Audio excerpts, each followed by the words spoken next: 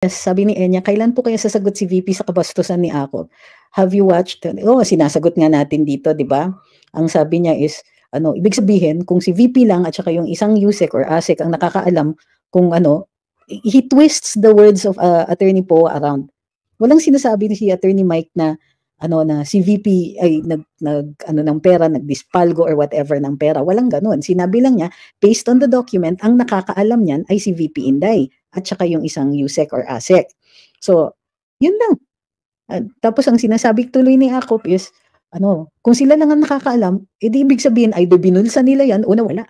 Clear ng COA. Sinagot na ng COA. COA is there explaining kung bakit na clear. COA gave her a good grade. Ano yung mga katanungan dito?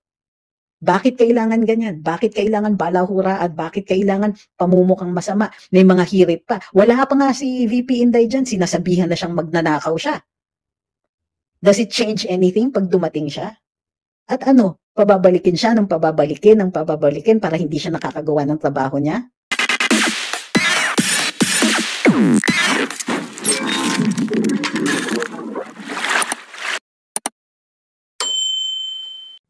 Heng says, ugali ng Pinoy kung sino ang inaapi, siya yung nakakakuha ng simpatiya. Kaya lalong mamahalin natin ang mga Duterte kaysa mahalin ang mga maninirang pagkatao.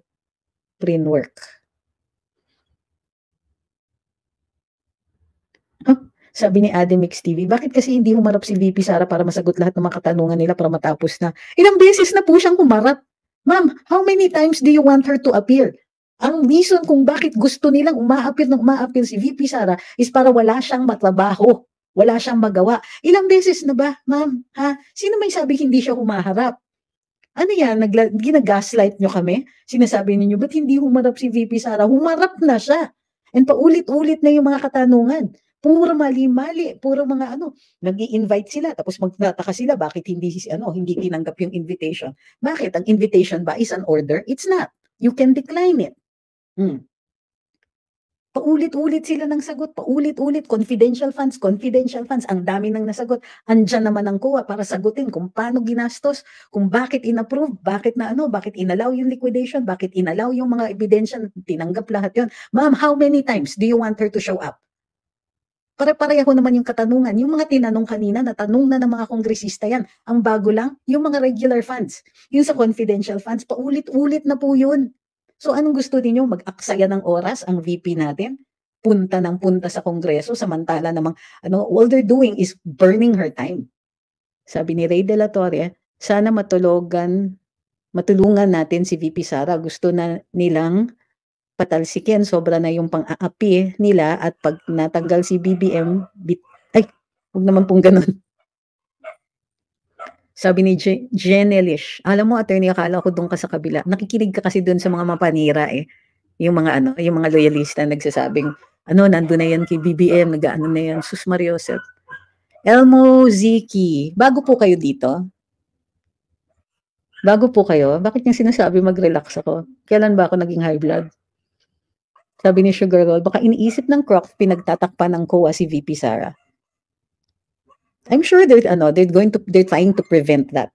Si Gox Valerie says, Attorney Panelo said, bakit nandyan yung babae na yan? Kaya siya tinanggal ng admin kasi may bad record. Kaya binanatan ko din yan minsan. Could you send me a link? Ayun pala, may nagtatanong kung saan yung link. Hindi ko kasi inaalam yung mga sinasabi niya.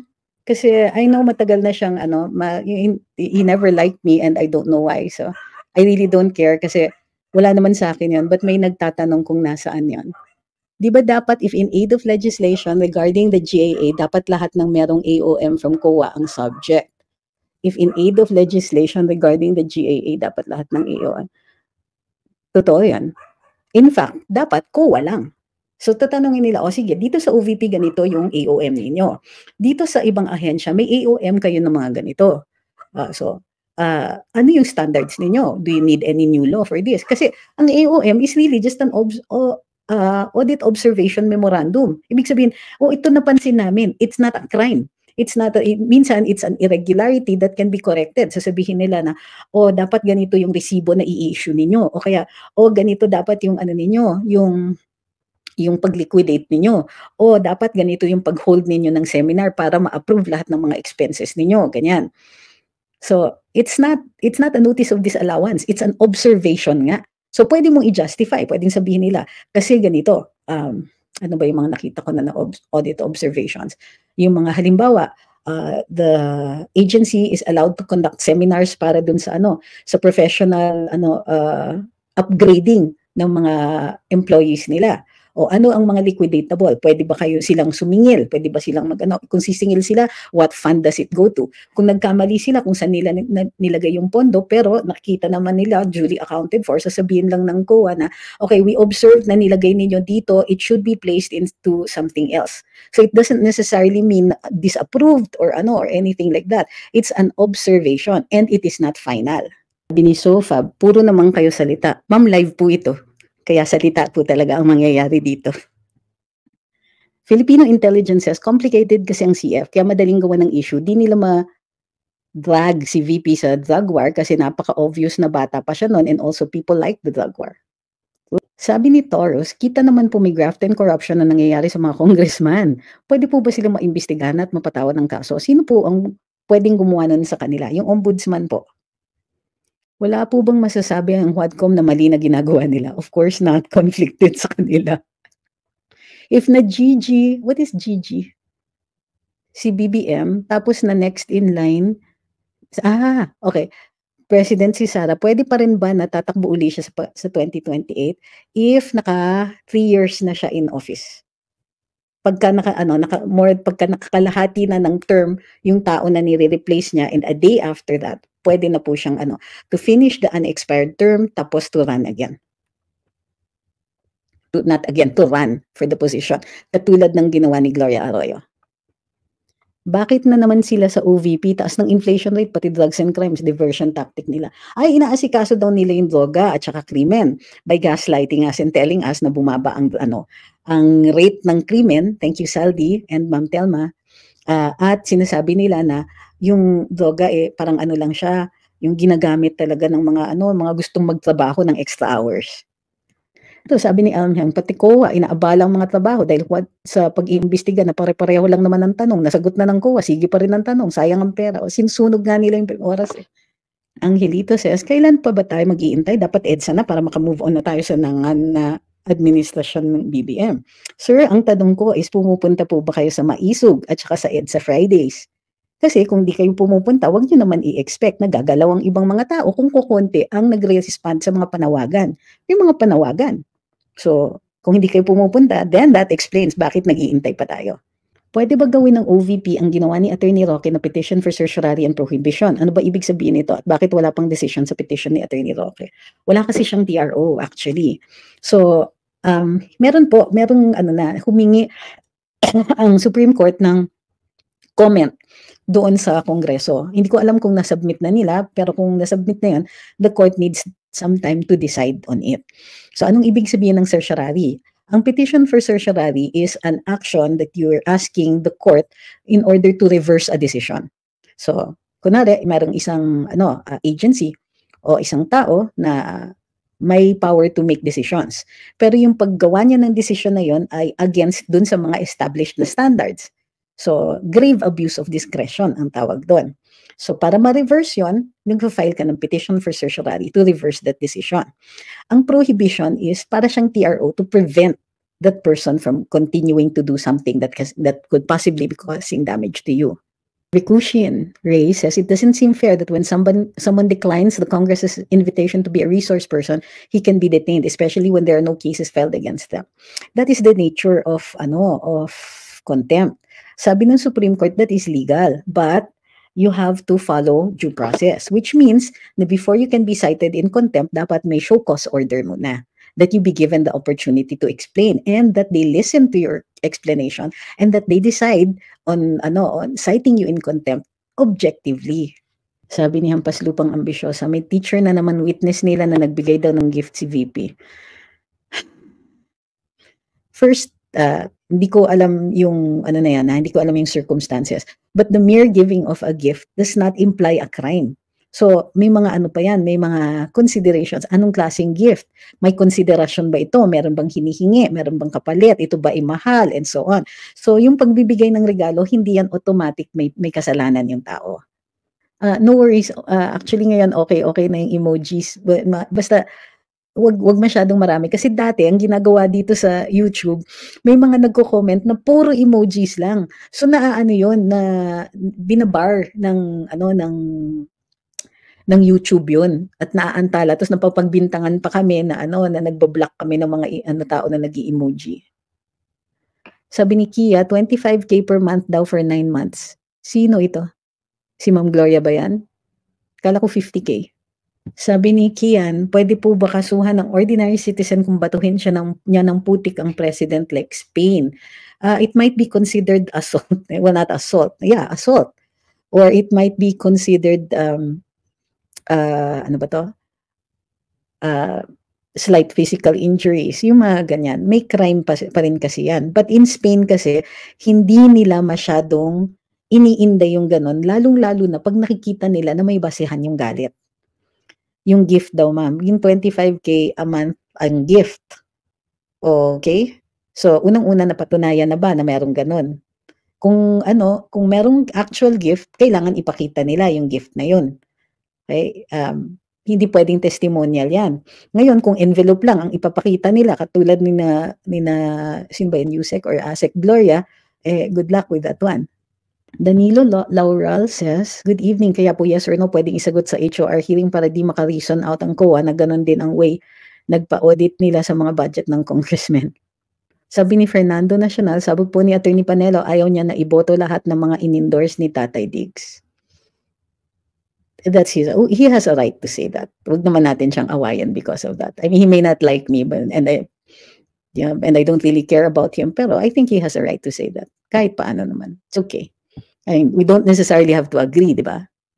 Sabi ni Steph J, given by, ? Directly ba or from another chief of staff? Ganun nga yung kwento nung kay Gloria, sinabi lang sa kanya na galing kay VP. That is not evidence. Sabi ni Maymad, pwede po bang kasuhan ng mga witness na ginamit nila after ng term na ito? Papatunayan niyo po na sila ay nagsinungaling para may perjury. So, hindi ka basta magkakaso. You have to have a reason para magkaso. Pwede pa rin ba? Bakit puro kaso ang iniisip ninyo? Kung magbago ang mundo natin, kaso pa rin ba ang iisipin nyo? Sabi ni Butanoy, pwede rin po bang makasuhan at makulong si Marbil sa mga pinagsasabi niya? Thank you sa sagot. Di ba ang general rule is we have free speech. Malilimit po yan kung yung pag-exercise mo ng free speech ay meron kang nakumit na crime, katulad ng libel, inciting to sedition, ganyan. So kung hindi at wala naman pong damage na na-cause ito, then for what he said, no. Pero certainly hindi na siya maa-appoint for saying things like that, di ba? Sabi ni Ma'am Karen, people power is not a sprint, it's a marathon and it requires physical presence aside from digital support. Ayan, ang galing ni Ma'am Karen mag-explain. People power is not a sprint, it is a marathon. Ibig sabihin, hindi lang tayo mag-show up once. We have to, number one, magpapalaganap ng impormasyon. Nang sa gayon, maraming tao ang kumbinsido sa panig natin.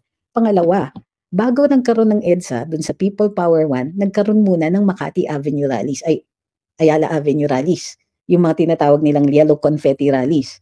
So yun po ang nag-create ng momentum para nagkaroon later on ng EDSA People Power Revolution.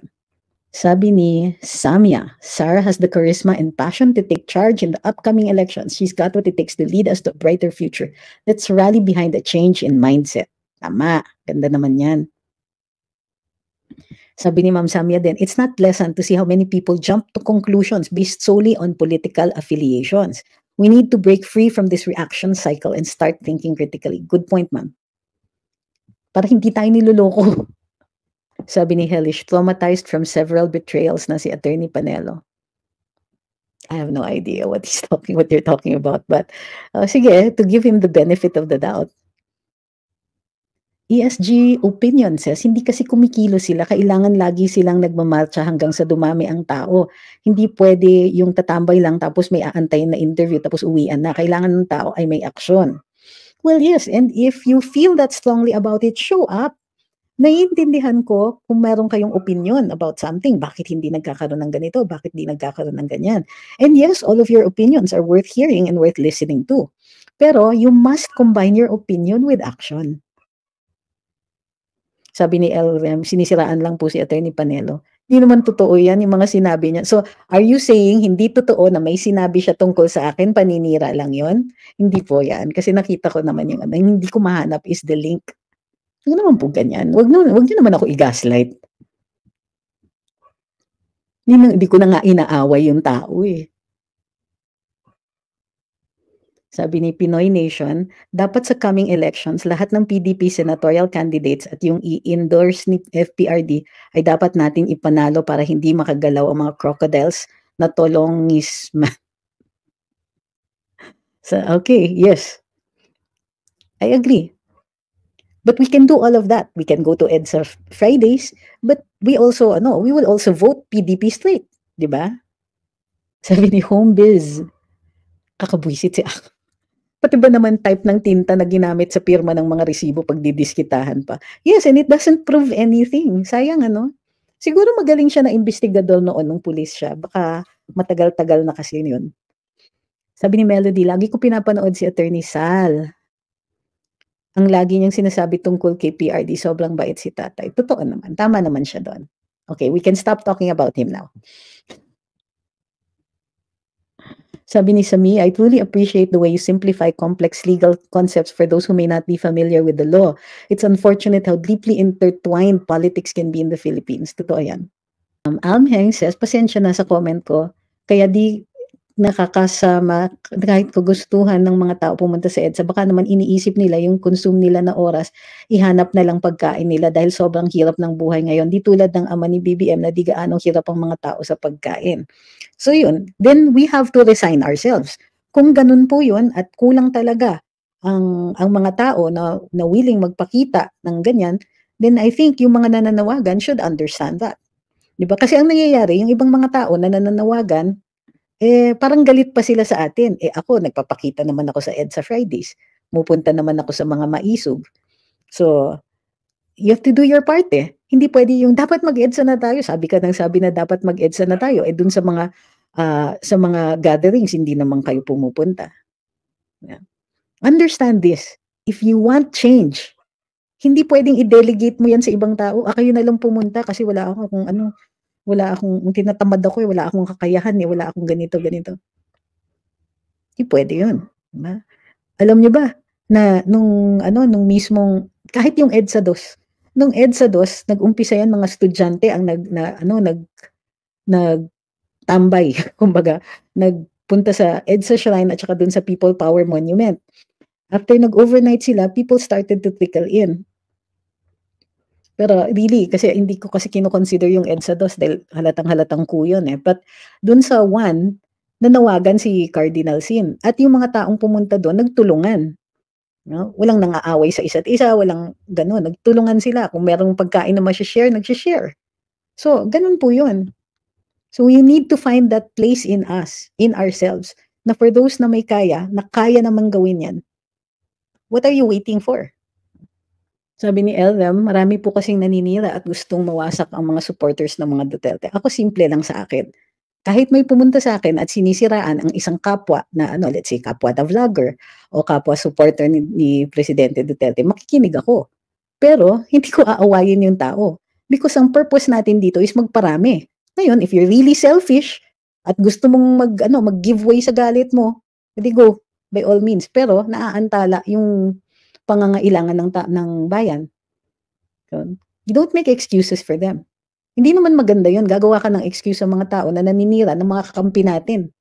Bakit ganun? Kung gusto ninyo na magkaroon ng pagbabago, remember that politics is addition. If you don't get that basic concept, you need addition to get to EDSA. You need addition for people power. You need addition in order to get kakampi to help each other out. We need at least what? Gisingin yung 16 million, di ba?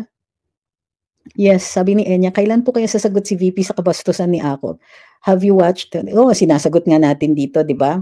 Ang sabi niya is, ibig sabihin, kung si VP lang at saka yung isang USEC or ASEC ang nakakaalam kung he twists the words of Attorney Poe around. Walang sinasabi ni si Attorney Mike na si VP ay ng pera, nagdispalgo or whatever ng pera. Walang ganun. Sinabi lang niya, based on the document, ang nakakaalam niyan ay si VP Inday at saka yung isang USEC or ASEC. So, yun lang. Tapos ang sinasabi tuloy ni Akop is, kung sila lang ang nakakaalam, edi ibig sabihin either binulsa nila yan o nawala. Paano tumalon yung logic na ganun? Hindi lang bastos yun. It's really so, it's a leap, what we call a leap in logic. Ang daming na-miss na mga steps. Sabi ni Nelisa, once na-impeach ba, pwede pa tumakbo uli in elections? It has been on my mind for so long. Hindi na po talaga pwede. Barred ka na from public service. Now, the exception is, pag magbago ang mundo, pwede yung pwedeng pardon. Tingnan niyo si Erap, hindi siya na-impeach, hindi siya na-remove by impeachment trial. Na-impeach siya in the Congress, in the House of Representatives, pero hindi natapos yung impeachment trial niya. Ang natapos yung kay Justice Corona, pero ultimately he was kumbaga nabaliktad yung kwento nung nandiyan na si Presidente Duterte. Sabi ni Angelic, yung resignation po ba ng spokesperson ay planned? I don't know what you mean by planned eh. If you mean by planned in order for him to evade going to Congress, obviously not. But nagpaalam siya kay VP Inday kasi nga nahihirapan siya mag-spokes dahil resource person siya. Hindi siya makagawa ng kanyang trabaho as spokes dahil nga resource person siya, hindi niya pwedeng sagutin sa media yung dapat sinasagot niya sa Kongreso. Yan ang panig niya. Pax Zo says, from summer here, kahit nandito ko sa Samar ngayon, asahan niyo pupunta ako dyan para suportahan mga Duterte at ang buong Pilipinas na gusto ng maayos na pamamalakad ng mga trabahante nating mga Pilipino. Naku, maraming salamat po. Yung mga ganyan na ang kailangan natin. Yung ganyang yung willingness na tindigan ang pinaglalaban. Sabi ni Rebecca, sa panahon ni Marcos, ang makinarya ng CPP-NPA sa urban area naging warm body sa mga rallies dati at mga Katoliko active dahil kay Cardinal Sin na kontra kay Marcos. Okay. Not sure I agree with that. Sabi ni Enya Rose, bakit di na lang po isa-isahin ni VP sagot ng mga paratang? Ma'am, nasagot na nga po. Nakailang beses na po. Umuulit-ulit lang po ang mga kongresista. It's the same questions using different numbers. That's all. So, stop saying that, ba't di na lang tanungin? Kasi yan ang sinasabi ng kalaban. Ba't di na lang niya sagutin? Para namang hindi siya nagpapakita. Nagpapakita siya. She appeared in her own budget hearing. She appeared in the Committee on Good Governance and Public Accountability. She explained everything else. Andyan na lahat. May kaso pa nga sa Supreme Court, may mga sub judice na issues. Ano pa ba ang gusto ninyo? Sinasagot naman niya. Except that they do not intend to listen to her.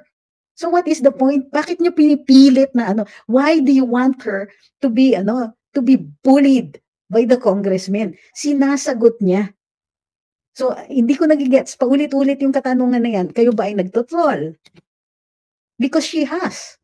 She has answered. And ngayon ko lang nakita na binabalahura ang isang vice-presidente ng ganyan. Walang karespeto.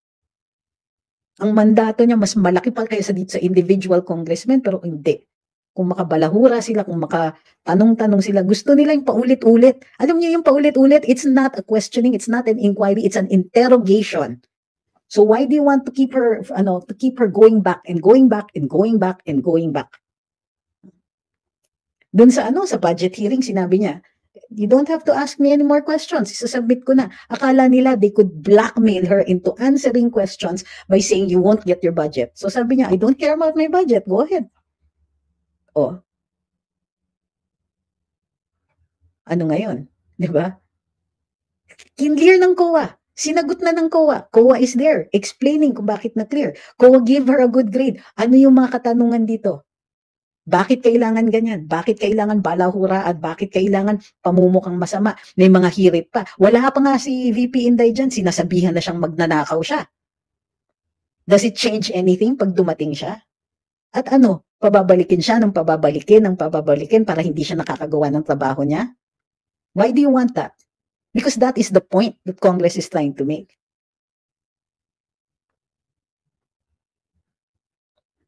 Thank you kay Chechi. Sabi ni Zoe, kung Kongreso magde-decide para impeach si VP, magawa nila yan kasi kampi sila sa admin ngayon. Bakit di korte? Kasi hindi po talaga court ang impeachment. Congress talaga. Nasa saligang batas yan. Thank you kay Brads.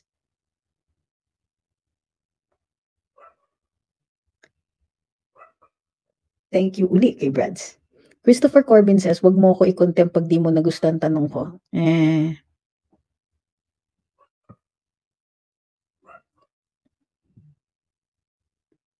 Tuloy po bang kaso ni tatay kay Dan at Abante? Hindi ko po alam kasi nga, hindi naman niya sinabi na siya ang magfa-file.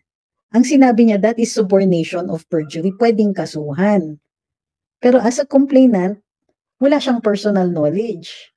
Although, pwede siyang mag-file ng complaint, kakailanganin niya yung testimonya ni Colonel Grijaldo. So, I don't know kung tuloy or kung gagawin niya or anything like that. Wala pare-pareho tayong walang impormasyon tungkol dyan dahil wala naman po pong ina-announce si PRD. Pero ang dapat tanong dyan is, hindi si tatay, si Colonel Grijaldo, mas importante siya. Kasi siya po ang siya po yung biktima, siya po yung nakarinig, sa kanya po sinabi. Walang personal knowledge si PRD dyan, si FPRD dyan.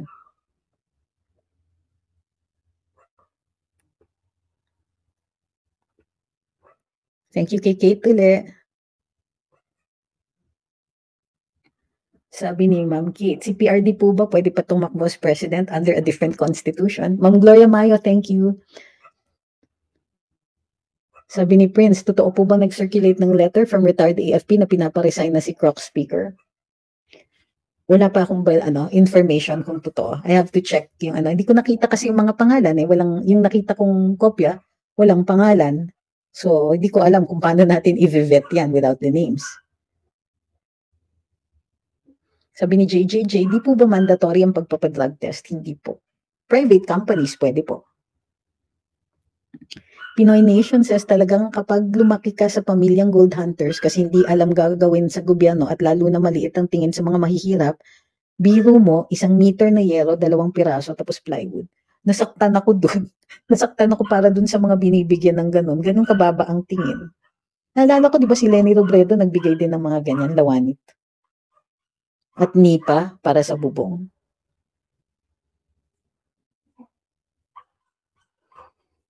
Sabi ni Ma'am Patty, could it be because of social media, people may be less motivated to go out to the streets to express their opinions and anger, unlike in the early days prior to PP1? Bakit po yung Arab Spring? Diba?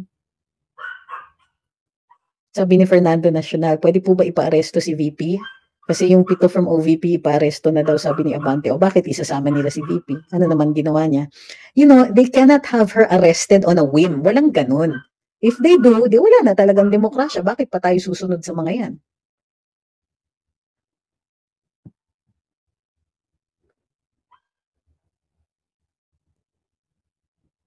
Sabi ni Ma'am Enya, noted po, nakakasuka na kasi ako. Naiintindihan ko po, nakakairita na. Actually, nakakasuka na sila. Ma'am, feel na feel ko yan. Yun, 50K nga, sabi ni Ma'am Virginia.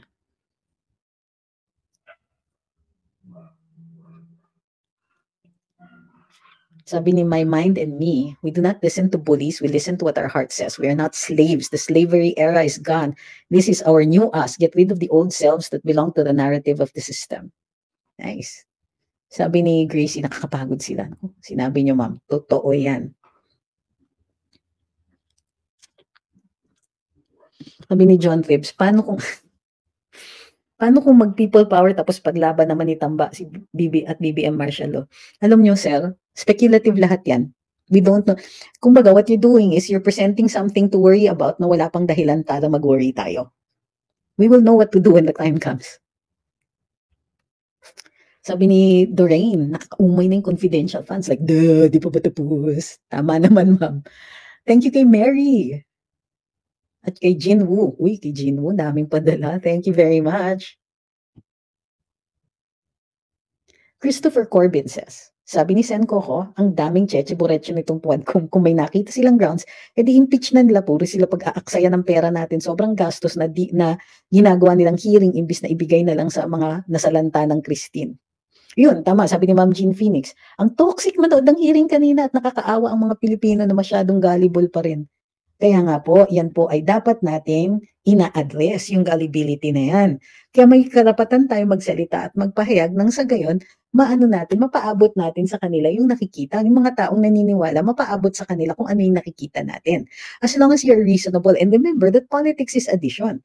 Kung mga away tayo, imbis na kumuha ng kakampi, edi, di ba? Matatalo lang tayo sa sa public discourse.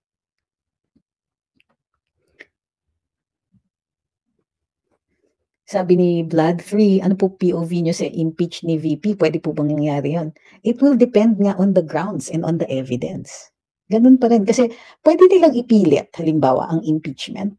Pero kung di yan pinaniniwalaan ng mga tao, mas kawawa ang mangyayari sa kanila. Diba? It's not a good idea for them to push the people so hard. Sabi ni Regidor, COA already cleared OVP and gave her a good grade. Sabi ni Triggerman, ako was charged with murder on the Curatong Baleleng case together with Panfilo Lacson, Joel Canson, and Francisco Zubia, top-ranking officials of PNP during that time. But clearly, they have been exonerated or the charges were dropped. Sabi ni Freddy, wala bang capable ng mga pro-Duterte vloggers, writers na mag-investigative journalists sa corruption na ginagawa ng mga congressmen, particular na yung flood control projects na ito? The way I see this question is that you're asking some people to do something for nothing. If you want that, why aren't you the one doing it? So why are you looking for people you claim would have the capability? Why don't you do it? Yun yung tanong ko. It's like yung mga taong nagsasabing, dapat people power na. Bakit nandiyan kayo online? Why aren't you at EDSA? Because if you want something done, in all likelihood, you're going to have to do it yourself. That is you have to help yourself.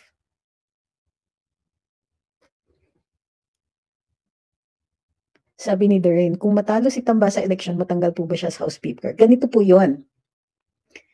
Matatapos yung term nila as congressmen. Meaning, erase na lahat. Lahat ng mga majority, yung speaker, lahat yan erase. So, kung sino yung next nandyan, kung sino yung next majority, doon manggagaling yung susunod na speaker. Posibleng si Speaker Martin uli, posible ding iba. So, it will really depend. So, kung hindi siya manalo, di mapipili yung speaker from the next majority at sila po yung magbobotohan doon.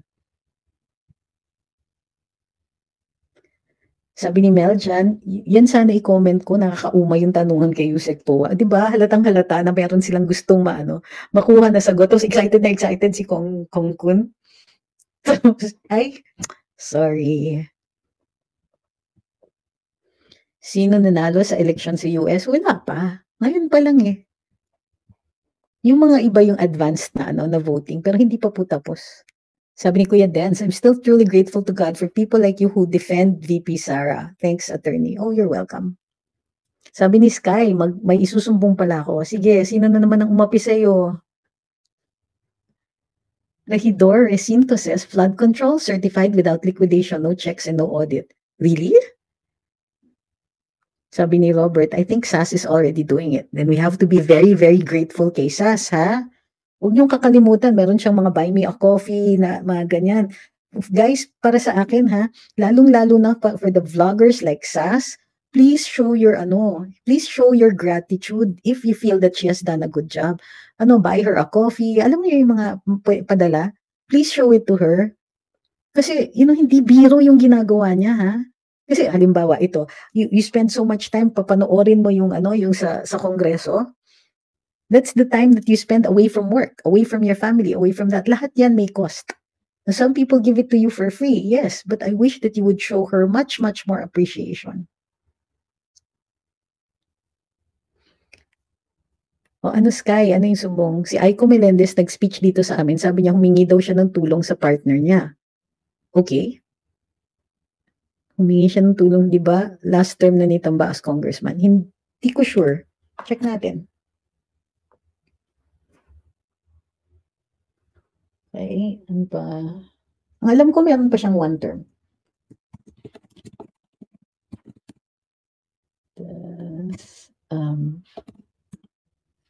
Okay. Term of office. Ayan. Okay, check natin ha. He's been congressman since 2019, 2007 to 2016. Tapos, pahinga siya, 2016. So, 2019 to 2022, may isa pa siyang term. May 2 more terms yun. First pa lang kasi tumakbo daw siya 2019. So 2019 to 2022, that's 1 term. 2022 to 2025, that's a 2nd term. So he still has 1 more term.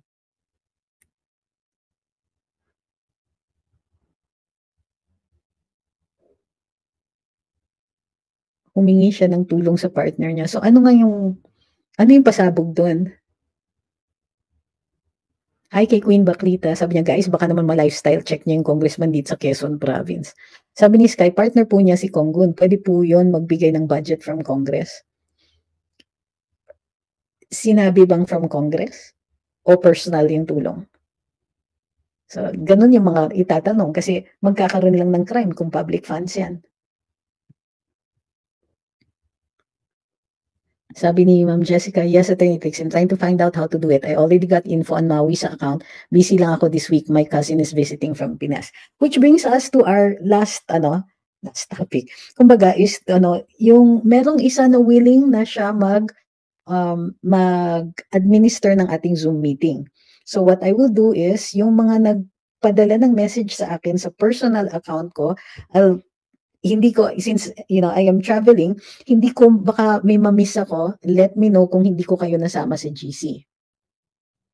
Uy, grabe, sabi ni Enya. Isang tanong ko lang, yung kilay ba ni Luis, lapis po ba yun o totoo? Chill, sandali kasi na high blood na ako sa nakanood. Alam niyo, ma'am? Tattoo po yata.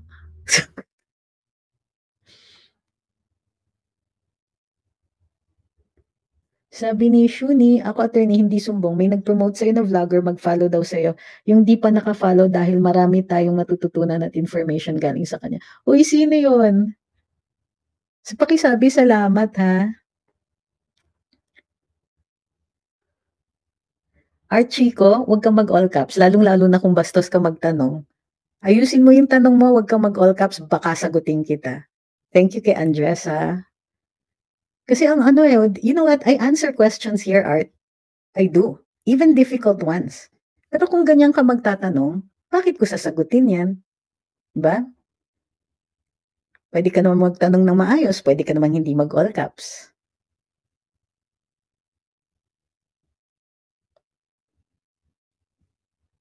Okay.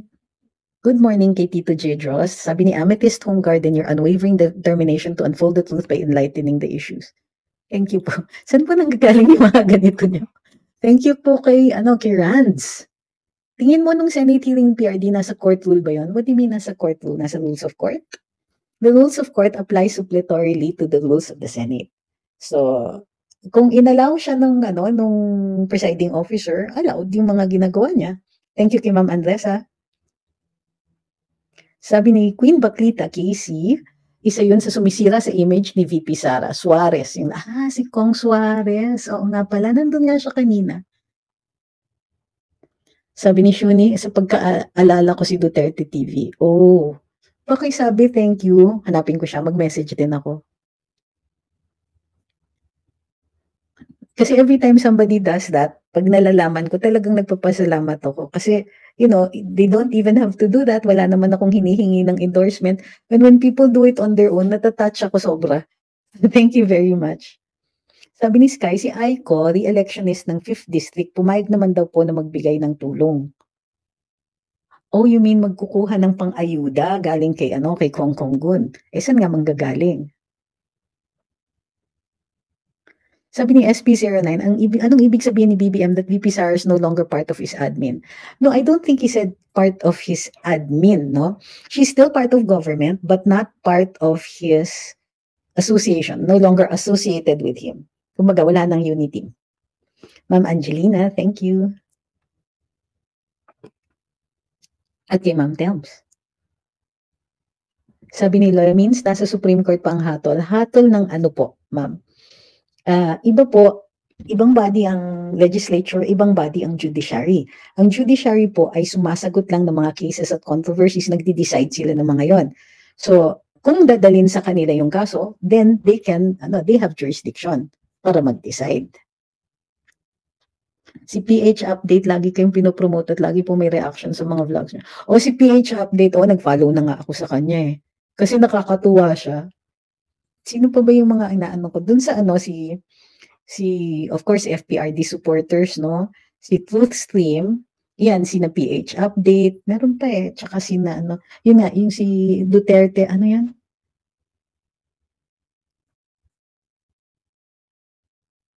Ayun, nakalimutan ko yung name. Basta yung Duterte na parang, basta yung name ni Duterte na sa vlog. Nakakatuwa din sila. Ma'am Angelina, thank you. Yung Senate hearing. Wala pong connection ng Senate hearing sa Supreme Court unless meron silang ginawang mali at nakasuhan ng Senado. Si Dare to Ask, oo din, Duterte TV, Dare to Ask. Yung mga yan, nakakatuwa yung mga yan. Paano mag-join? Magpadala po kayo ng message sa personal account ko. Uy, nakakatuwa naman si ma'am. Yes, ma'am. Yes, ma'am. And you don't need to commit to anything yet, ha? It's just a GC for now para mag-determine tayo kung sino yung mga admins for certain regions and so on at kung sino yung pwedeng mag-coordinate with their counterparts in Maisug. Okay? So, thank you very much, Chell. Hindi yung Chell na yan. At kay Ma'am Telms uli. So, yun, maraming salamat. Nakakatuwa kayo. Grabe. May sked po ba kayo for interviewing Mayor Baste sa program niya? Sabi kasi ni Ma'am Joey, dadalasan daw sa program ni Mayor Baste na mag-invite ng pure Tagalog kasi maraming nagre-request ng Tagalog.